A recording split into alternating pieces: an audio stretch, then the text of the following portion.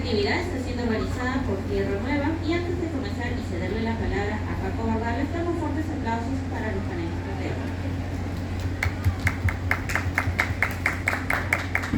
Muchas gracias, buenas tardes, gracias por estar en esta oportunidad junto a nosotros, a esta pequeña mesa de conversación sobre un tema del cual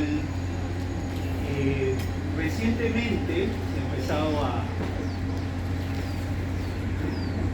valga la redundancia, conversar más, no solamente en foros, en espacios académicos, en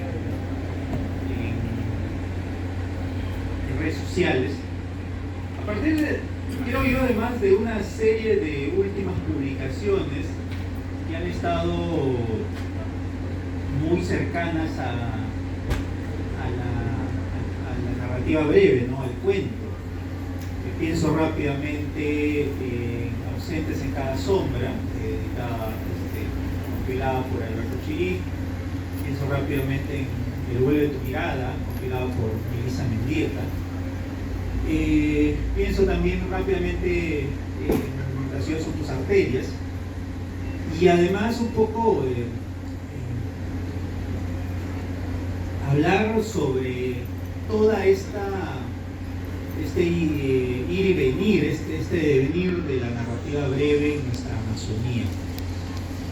Y creo yo que tener en esta oportunidad a dos importantes escritores y de alguna manera analistas de la literatura amazónica como Marco Antonio Panduro y como Roger Brunrill, creo que nos llama definitivamente a este proceso. Yo quisiera iniciar este pequeño conversatorio cediéndole la palabra al maestro Roger Brunrill para que nos cuente un poquito. De hecho que Roger hace casi medio siglo se publicó una antología del cuento, me parece, donde tuviste algo que ver, pero sobre todo, ¿cómo ha sido este devenir de la narrativa breve amazónica en los últimos 50 o 100 años en nuestra Amazonía?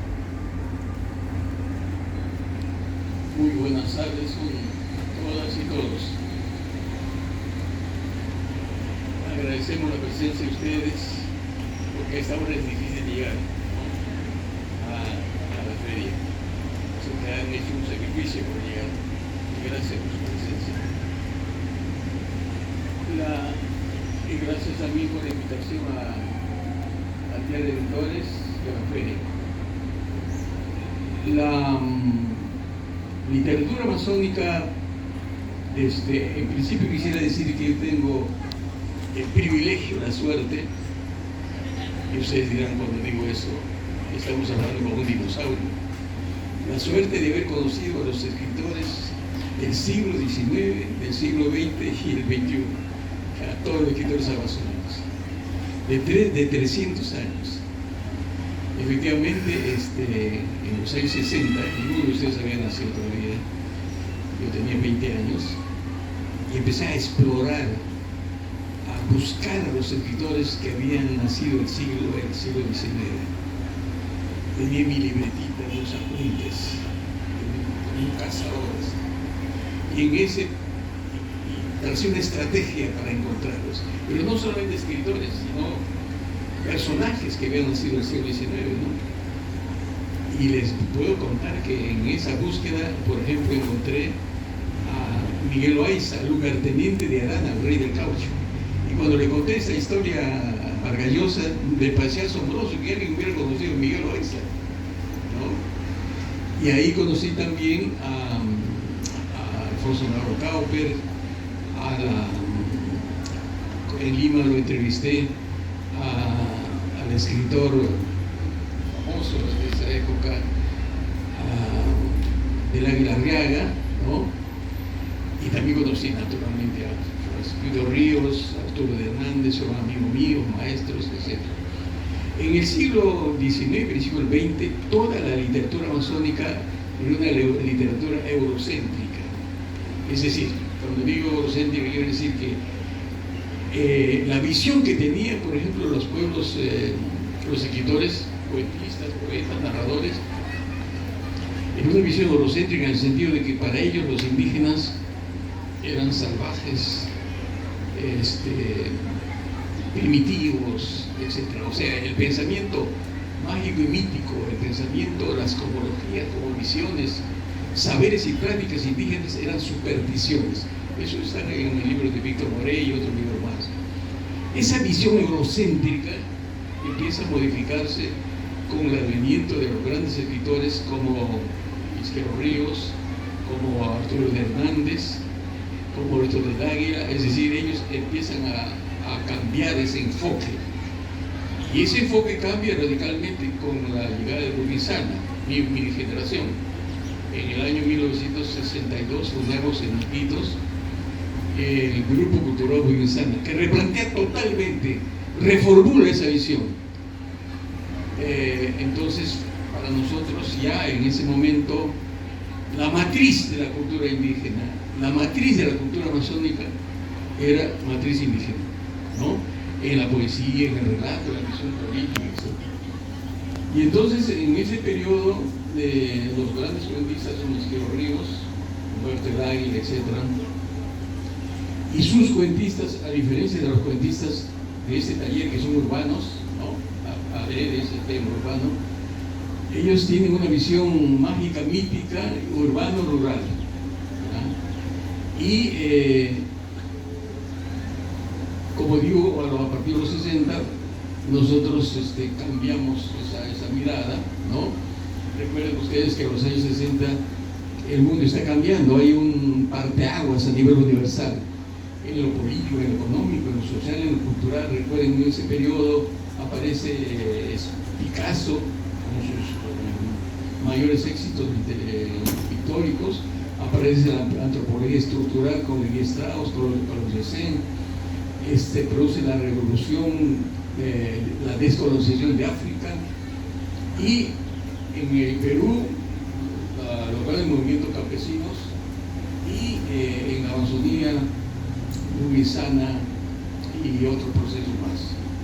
Entonces, en los años 60, 65 publicamos dos antologías, una antología de poesía y otra de narrativas, donde yo pongo el prólogo, y lo hacemos con Isaías Gómez Linares, un periodista notable de esa época, y son esos relatos que yo menciono, marcados, permeados por la época, ¿no? Por la visión eurocéntrica de la cultura y la vida, ¿no? Y lógicamente a partir de ahí, de los 60, empieza una modificación. Nosotros empezamos a revisar lo que llamamos el servicio. En un libro publicado en 1974, Ensayos y Crónicas, que se llama Reportaje de la Amazonía, yo acuño una frase que se llama el servismo, que es la calificación que doy a la literatura anterior a nosotros, donde el personaje central es el paisaje. Es una literatura descriptivista, telúrica, ¿no? Igual que la pintura, que es una pintura figurativa, ¿no? Así que aparecen los grandes cambios a partir de los 60. Sí, y hay algo que tú mencionabas, Robert, que era justamente que el parteaguas generacional también nos trae las narrativas breves, ¿no? Y ahí, en este caso, la idea del cuento. Un poco, Marco Antonio, este proceso que de alguna manera, como decía Roger, en los 60 no habíamos nacido nosotros, pero de alguna manera tenemos que reconocer que desde la narrativa masónica la presencia de Rubinzana es una presencia importante en el momento de este proceso. De los 60 o de los 70 para ahora, ¿qué importancias, a partir de lo que nos acaba de decir Roger Ronril, podríamos seguir como construyendo a partir de esta cronología de la narrativa breve amazónica. Buenas tardes a todos, muchas gracias por su presencia y bueno, si me ayudan a recordar la pregunta, sabemos tu pregunta. Quería en todo caso, estoy tomando nota de algunas impresiones que he tenido durante este tiempo que he podido acceder al libro, a la antología, y en este caso yo había decidido, evidentemente voy a responder la pregunta, pero quería hacer un introito, una especie de introducción. Yo había considerado leerlo de manera azarosa este libro, dejando de lado las biografías para no condicionarse y para evitar el sesgo.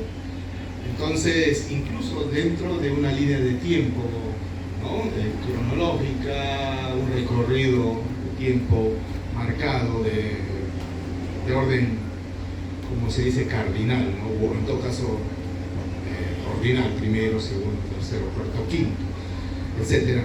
Entonces, de manera azarosa, he ido descubriendo cuentistas que no estaban, y no hay ningún reparo en admitir la ignorancia, no estaban dentro de nuestro foco, dentro de nuestro radar.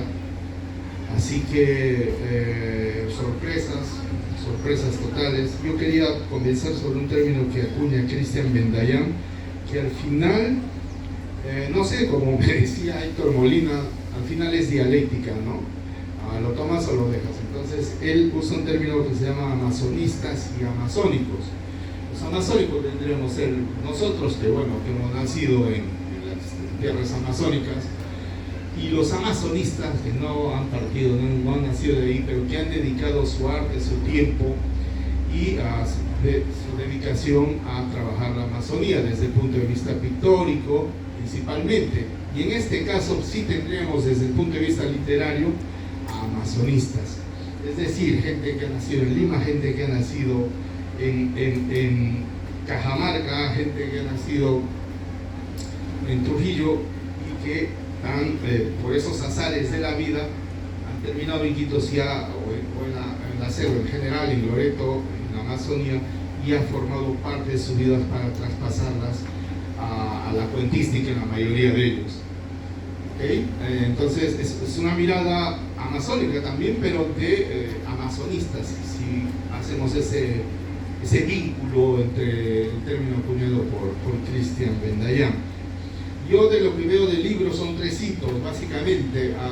Uno de los clásicos, se podría decir, Arturo Hernández, César Augusto Lequerica, Fernando Romero. Bueno, vamos a dejar a Fernando Romero luego, César Calvo, Francisco Izquierdo Ríos, entre otros. Digamos, estos clásicos que se entenderían como los clásicos amazónicos. Quiero decir, con ello, por ejemplo, el autor de Sangam está acá, con un cuento, el autor de Paiche está acá con dos cuentos. Y luego un segundo hito histórico, si se puede llamar así, están entre, digamos, quienes todavía se encuentran, pero eso no suena bien decir, y gente que también se ha ido un poco prematuramente, como Hernando Panay Teixeira, por ejemplo, ¿no? Digamos, se podría entender ellos como los escritores amazónicos modernos. Entonces definiríamos clásicos y modernos.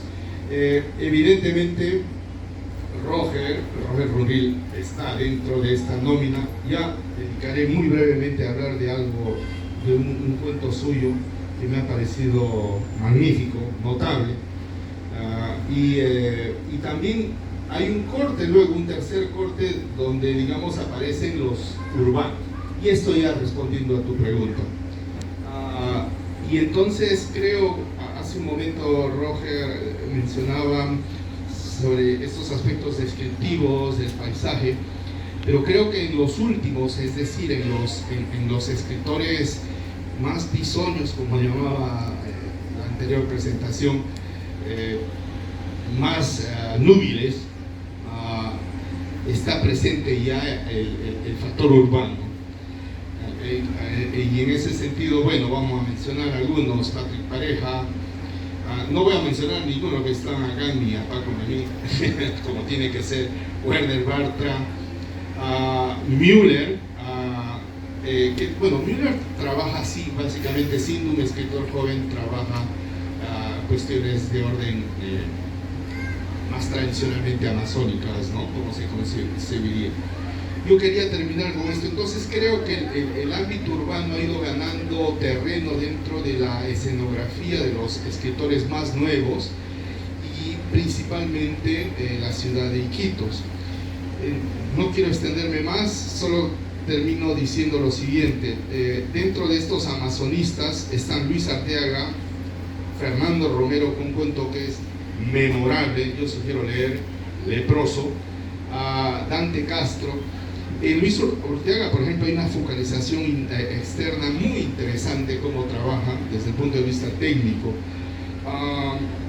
Está la clásica Sachachorro, y quería resaltar también el trabajo de Roger Ronril, que se encuentra justamente acá, que hubiera sido preferible en este caso, entiéndase la broma de buen gusto, que no estuviera, porque quería extenderme sobre Cayapo el Cazador, cuento que realmente me ha dado muy grata sorpresa, muy bien trabajado, sobrio, y al mismo tiempo amazónico, claro que sí. Entonces habría que dedicar varios cuentos de estos a un análisis. Merecen muchos de estos cuentos un análisis ya detallado, y que invita a un diálogo intercuentos, es decir, podríamos también, otro de los cuentos de estos intercuentos, como yo lo llamo ahora, podría darse también en Ese maldito viento, y el de Percy Vilches, Suplicio en Rávena. De manera que a los mitos amazónicos, en este caso tratados, pero de una manera madura. También se puede sumar el Cotoboas de Armando Ayarza, Ullarco. Y finalmente, creo que sí, esta antología, que es lo menos importante, ha desatado desacuerdos y desavenencias, pero ante todo, desde mi perspectiva, creo que si alguien quiere tener un pantallazo amplio, al mismo tiempo serio, es evidente que siempre van a faltar, y por ahí para alguno va a sobrar. Yo sugiero este libro porque permite tener una visión bastante, como decía, de un espectro bastante amplio, un espectrograma de cómo ha ido evolucionando y ha ido en su discurrir la literatura, y que permitiría justamente crear un diálogo mayor sobre los diferentes autores, sobre las diferentes temáticas que pueden ser coincidentes o también divergentes. Pero bueno, hasta ahí nomás, no me extiendo más. Genial, gracias. Quisiera leer unos breves párrafos de un artículo breve que publicó Jaime Vázquez Valcárcel hace unos días, a partir de la publicación de la antología de que se refería Marco Antonio, que es Ausentes en cada sombra, de Alberto Chirif, publicada por el CAP y por Tierra Nueva, pero al mismo tiempo haciendo una referencia a dos antologías o dos compilaciones, ¿no? La de Taxa Cuadros del 67 y la misma de Narradores de la Selva del 66. Bueno, eso dice, ¿no? Y va a ser interesante conversar sobre eso. Jaime señala lo siguiente: es una lástima que esta antología, buena por su selección, no incluye un prólogo en el que se detalle el propósito de la obra y la procedencia de los relatos incluidos. Escribe Alberto Chirif refiriéndose a la selva en la narración peruana, que tiene la novedad, según el mismo autor de Ausentes en cada sombra, de incorporar a escritores de otras regiones del país, pero se refirieron a la Amazonía solo tangencialmente, como Ventura García Calderón, Fernando Romero, Ciro Alegría, Alejandro Manco Campos, José Díaz Canseco y José Ferrando. Quizás ese sea el principal aporte de Taxa, incorporar a quienes desde fuera han tenido como material literario la Amazonía. Pero Jaime señala lo siguiente: La antología de Taxacuara es una copia de Narradores de la Selva que Roger Brunriel publicó en el 66, aunque el pie de imprenta señala que fue el 2 de febrero de 67.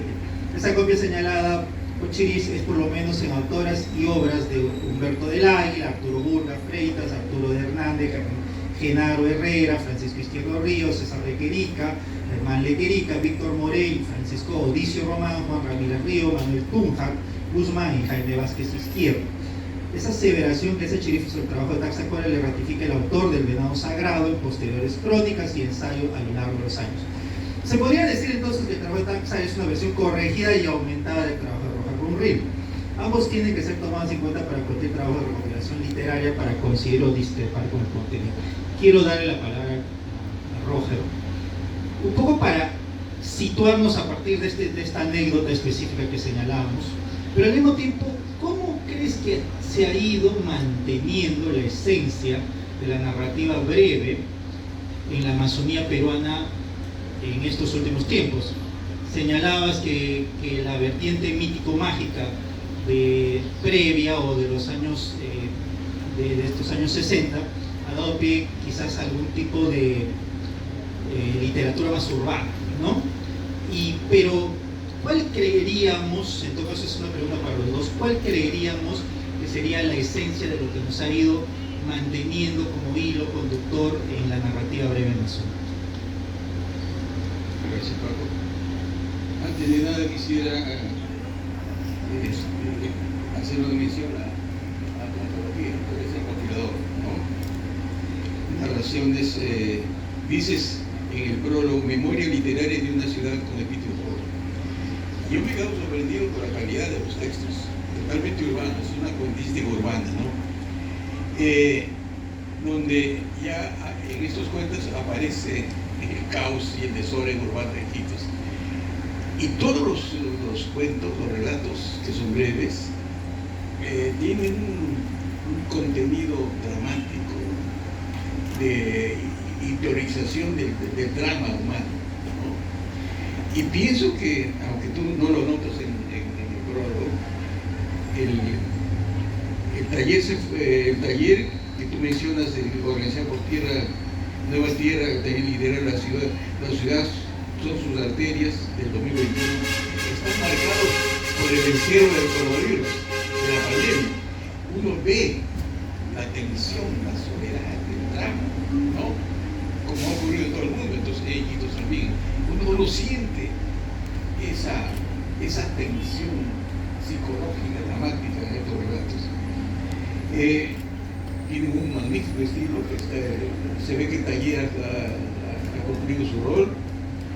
Es un realismo narrativo urbano y me recuerda mucho, algunos cuentos me recuerdan mucho el estilo infrarrealista de los cuentos de Bolaño, del narrador, y un ícono de la narrativa moderna, ¿no? Que ha roto incluso con el realismo mágico, ¿no? De García Márquez y otros escritores más. Entonces yo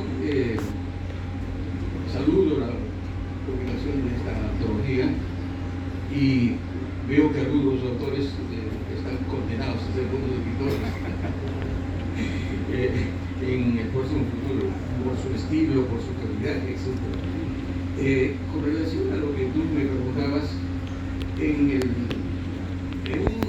una antología que publica Ricardo González Vigil en 1989, señala que ese es el momento en que aparece el realismo mágico amazónico, ¿no? Y cita evidentemente a las tres mitades de Inomoxo, César Calvo, cita también a lo Panaico y también me cita a mí con algunos de mis cuentos. ¿Cómo es el arte y la literatura de hoy día? ¿No? El arte y la literatura hoy día, incluyendo los cuentos cortos, largos y las novelas, ¿no? A mí me parece que hay un proceso de revisión de lo que llamaba el selvismo. Para los que han llegado un poco después que empezó, yo tengo una idea que aparece en mi libro de ensayos y crónicas de 1974, que la narrativa amazónica del cuento corto y largo era una narrativa servista por su tendencia al descriptivismo. Nosotros revisamos esa óptica cuando aparecimos en los años 60, el grupo Vincent, decimos, el personaje central del relato, de la novela, es el hombre y el paisaje es el entorno. En la narrativa anterior, el paisaje es el personaje. Y eso conduce al descriptivismo y al servismo. El otro aspecto es que todavía prima en el relato corto y en el relato largo una visión eurocéntrica, todavía persiste, ¿ya? Esos signos de la cultura. Evidentemente esos características del eurocentrismo cultural, literario, económico, político, permea toda la realidad peruana, ¿no es cierto? Lo que Aníbal Quijano llamaba, ¿no?, lo neocolonial, la cultura, el poder y el subjetivismo. Bien, el otro aspecto que quisiera señalar en el relato actual es y hay una integración entre lo rural y lo urbano, salvo estos cuentos. El relato y la novela ahora hay una confluencia de la vertiente rural y urbana, y hay otra confluencia de lo mítico y lo social en la novela actual y en el cuento actual, salvo aquí que son relatos básicamente urbanos. ¿Cuáles serían las omisiones, las debilidades de la literatura actual en la Amazonía? A mí me parece que es necesario que los escritores se sumen profundamente en la realidad amazónica, estudien más. He señalado siempre permanentemente que para mí el origen, la base de la literatura y el arte en general es indígena, es la matriz indígena. Es necesario ir al fondo de las cosmologías, cosmovisiones, los saberes y las prácticas indígenas para encontrar el meollo de la realidad. Lo otro es los estilos. No es necesario un mayor conocimiento de las técnicas literarias, aún hay debilidades en ese aspecto. Y lo otro, hay que hacer que los escritores en la Amazonía sean escritores profesionales, no dominicales en muchos casos, ¿no? Es necesario una vocación a fondo en todos los campos del arte, ¿no? En la pintura, en la poesía, en la literatura. Finalmente, quiero señalar que los escritores hoy en día tienen una misión, un reto, ¿no? Aparte de este mayor conocimiento de la realidad, de la matriz indígena, un mayor conocimiento de las técnicas literarias, ¿no?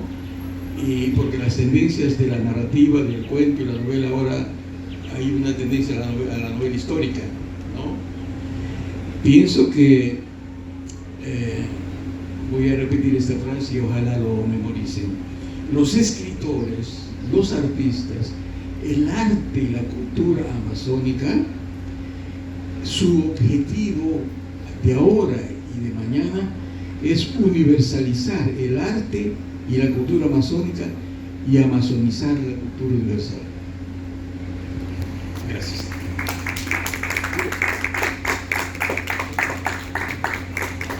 Aquí. Ok, bueno, creo que eso debiera ser el cierre de la... Está casi dicho. No tengo nada más que decir. Pero bueno, yo quería un poquito, para terminar, retomar lo anterior, algo que había quedado flotando, y es justamente lo que Roger Ronrill nos hablaba sobre esto de universalizar la Amazonía. Y en este caso, en todo caso, yo pensaría también de que los diálogos, se deben establecer diálogos, espacios de discusión, como comúnmente se usa ese término, sobre que Fernando Inza llama literatura centrífuga y literatura centrípeta. Es decir, si escribimos para afuera o si nos centramos dentro de nuestra localía hacia afuera. Ahí hay un asunto bastante interesante para discutirse. El boom fue un hito importante sobre cómo, bueno, es que hay dos diferencias. Por ejemplo, miremos a Cortázar escribiendo un latinoamericano en Rayuela en París, ¿no? Con toda su cultura occidental, etcétera. Y también, pero miremos al mismo Gabo en un mundo que no existe, que lo crea y se llama Macondo. Creo que en ese sentido habría que justamente establecer espacios de discusión amplios, porque creo que un tema va a llevar a otro subtema y ese subtema, ¿no? Y creo que es bastante interesante. En todo caso, sobre Paco hablaba cuál es el análisis, más o menos era así su pregunta a un inicio. Y sí, esto nos llevaría a estas discusiones a un diagnóstico, si puede decirse así. El realismo que acaba de decir Roger me parece válido a mi punto de vista. Hay un diagnóstico saludable, pero al mismo tiempo puede ser un diagnóstico de pronóstico reservado cuando menciona, bueno, de que no hay que ser escritores dominicales, ¿no? Y todo eso, ¿no? Me parece interesante ese punto. Yo quería, para terminar, ¿por qué había mencionado a Cayapo el Cazador como un cuento interesante? Y evidentemente lo decía porque justamente el autor está acá, ¿no? Y es que los textos se defienden solos, como dicen por ahí. No es una frase mía, la frase es de Miguel Donaire. Entonces, lo que pasa es que este cuento, Cayapo el Cazador, es un cuento redondo en sentido estricto. Como el autor, probablemente. Pero bueno, yo no lo dije. Solo voy a leer 3 partes, pequeños párrafos, un poquito para que se entienda lo accesible que es, al mismo tiempo lo amazónico que es. Entonces me di cuenta de que la selva, mejor dicho, la naturaleza, tiene oídos, tiene ojos, tiene corazón, tiene sentimientos, y un cerro que caiga, un árbol que se corte, un pájaro que muera, un arma que se dispara, todo se registra en el corazón de la selva. Líneas más abajo dice: es cierto que me había preparado para ser mitallero, es decir, una suerte de cazador, porque todo en la vida requiere preparación. Para ser mitallero, para ser maderero, todo requiere preparación. A mí me preparó don Ambrosio y Suiza, un mitallero que conocía los secretos de la selva y de los animales como nadie. Don Ambrosio me dijo un día: Cayapo, si tú quieres ser el mejor mitallero de Rabona, tienes que purgar. Me gusta esto porque como refleja el habla loretana y al mismo tiempo es un habla estándar. Entonces hizo un preparado de sanango y me hizo beber en la mañanita. Me dijo: no comas manteca ni sal, ni tengas mujer durante una semana.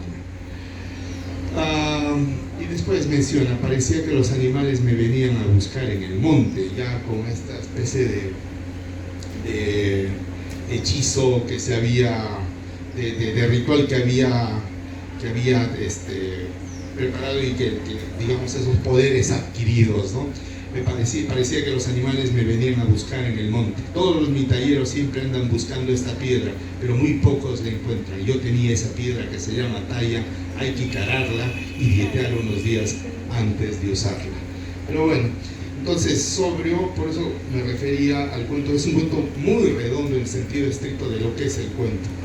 Y terminando ya, estos pocos minutos, hablábamos de infrarrealismo de Bolaño, de lo rural y lo urbano. Yo creo que las palabras finales de Roger Rodríguez nos hacen ver que dentro del punto de vista amazónico tenemos una serie de autores que no necesariamente tienen que haber nacido en la Amazonía, pero que han escrito sobre la Amazonía, y esto de alguna manera es un banco al que podemos recurrir, que evidentemente no es el único, pero puede ser una primera puerta de entrada para quienes están interesados en conocer un poco más sobre lo que se escribe en la Amazonía y su evolución, o en todo caso su recorrido cronológico en el tiempo. Es una redundancia lo último que acabo de decir. Bueno, esto por el momento, muchas gracias. Gracias. Es muy interesante cómo hemos analizado brevemente este camino muy largo ¿no? Que parece corto, pero en realidad es bastante largo, de la narrativa corta amazónica. Pero, sin embargo, hay algo que también es muy atractivo. Yo solamente quiero puntualizarlo, porque me parece justo puntualizarlo, antes de pasar a algunas preguntas. De que en los últimos tiempos la narrativa breve amazónica ha tenido mucha presencia femenina. Y eso es algo importante de reconocer y mencionar, porque no solamente hablamos de escritoras ya experimentadas, ¿no? Anita Ríos, por ejemplo, una de ellas, sino también, o Melissa Mendieta, que justamente hablábamos de esta narrativa post-pandemia, que ella publicó este libro Obituario, que está muy ambientado por temas como la muerte y el post-COVID, y que claro, gracias a proyectos como este, han podido aparecer, por ejemplo, antologías como El vuelo de tu mirada, publicada por Yara Ediciones, editorial Nobel de la propia Melissa, donde hay escritoras muy interesantes y que han estado trabajando durante mucho tiempo, como Gabriela Zamora, Irma López de Yurimaguas, Heidi Vázquez del Águila, Connie Phillips, Irma Ramírez, Catherine Rengifo, El Angulo, Karen Abregu de Pucallpa, Sally Rodríguez, Nancy Navarro, Melissa Beco, Mauricio Fernández, Ana María Barcia, Dafne Viena, de Tarapoto, Karina Rengifo, ¿no? O por ejemplo, hace recientemente una joven escritora yurimaguina, Flor Libertad Linares, acaba de sacar una antología de cuentos donde están algunas de las escritoras y algunos escritores. O por ejemplo, el propio La ciudad son tus arterias, donde están algunas autoras jóvenes, pero que ya tienen un recorrido muy interesante. Hablo de Irina Yanovich, que acá nos visita, Alisa Manuyama, Mariel Ríos, que ya tienen publicaciones. Entonces es muy interesante ir viendo que estas nuevas narrativas breves o narrativas cortas están teniendo un dinamismo muy fuerte en el aspecto de los jóvenes escritores, y sobre todo las jóvenes escritoras, y una presencia muy importante de escritoras amazónicas, tratando de temas amazónicos. No sé si alguno de los asistentes tiene alguna pregunta para el panel, alguno de ustedes. Si no, ¿todo bien? Por ahí. ¿Alguno quisiera hacer una pregunta, maestro? Sí, Adi. Celebro todo lo que han dicho. El final que debió ser el final de Roger Rubril también. La pregunta es, ¿cómo acercar la Amazonía al Perú? Porque estamos siempre como en ese eje transversal que nunca se cumple. Siempre estamos más costa, sierra, y la Amazonía se deja un poco de lado, porque cuando habla mi amigo Marco Panduro, estoy seguro que nadie le entiende de la purga ni del mitayo, excepto los amazónicos. También está lo indígena que recalca Roger, y también está el habla, que tiene mucho que ver con las etnias de las cuales estamos rodeados. Yo procedo de San Martín y ahí tenemos los Aguajón. Sin embargo, Loreto es otra dimensión con mucho más, donde también conozco, y sin dejar atrás pues a Ucayali, Madre de Dios y más, ¿no? Y sobre todo esa parte que siempre ha sido la más olvidada, por más que el Ministerio de Cultura está haciendo sus esfuerzos, que son las etnias, los pueblos amazónicos, sus derechos y también el respeto por su cultura.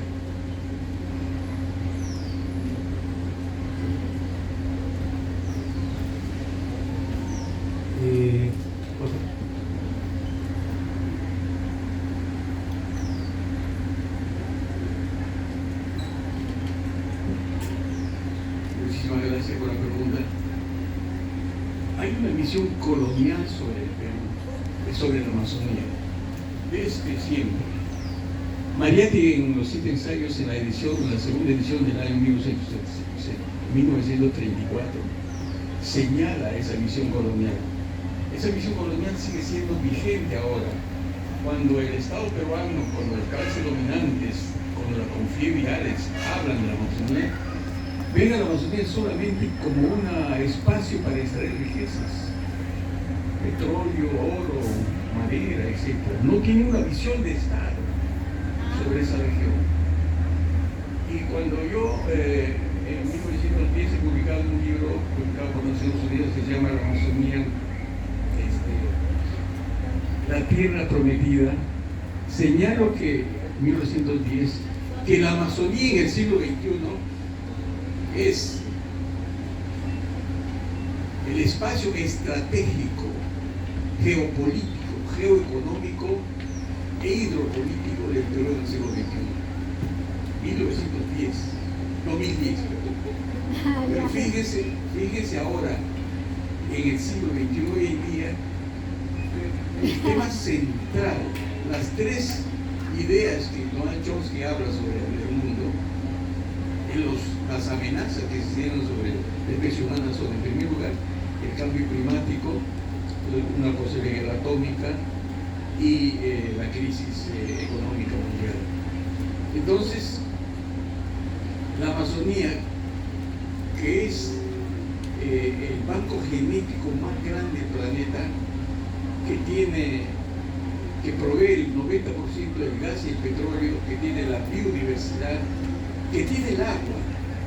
El agua, del 100% del agua, solamente queda el 2.1%. Y, entre tanto, los reguladores del agua, que son los glaciares, están ya, se han perdido el 50% de su capacidad. Entonces el agua es el recurso más importante del siglo XXI y el 70% del agua está en la Amazonía. Los bosques amazónicos proveen todo el agua de los Andes y la costa. Por esa razón digo que la Amazonía es el espacio estratégico, geopolítico, geoeconómico y geopolítico del Perú del siglo XX. Y, siendo así, igualmente la literatura, la cultura, etc. Es decir, el Perú del siglo XXI es un país andino-amazónico. Y un ensayo último tengo, señalo que la cultura del siglo XX en el Perú es andino-amazónico. Es una alianza entre Apus y Chuyachaquis. Gracias.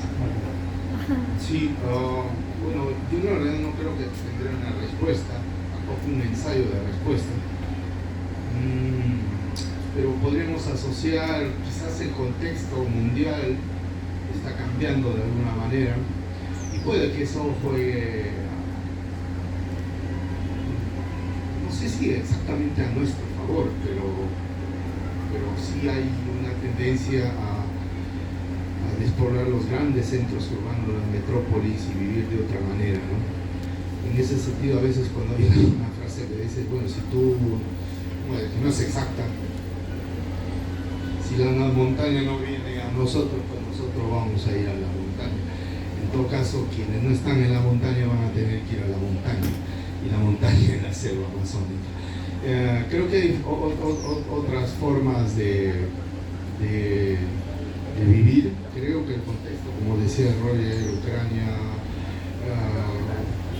medio ambiente, conciencia ambiental, pandemia, probablemente estemos en un periodo bisagra, y ese periodo bisagra de repente nos haga entrar a un habitáculo donde seamos menos consumistas, más amables con la naturaleza y de manera de vivir más asociada con la naturaleza, y que justamente Iquitos, en este caso como centro urbano, tiene esa mayor cercanía